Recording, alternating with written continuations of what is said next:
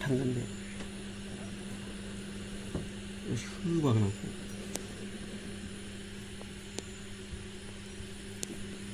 मा खिनो थांखोन गुदियाव थांना मा खाराखोनो ओमफ्राय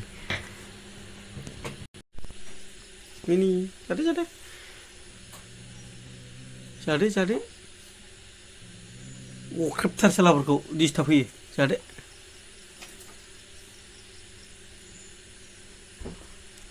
अख्रेबथार जाम्बि जाम्बा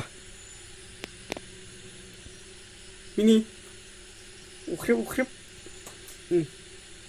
अख्रेबथार सालाफोरखौ दिसटार्ब होयो बिसोर बिराद न'आव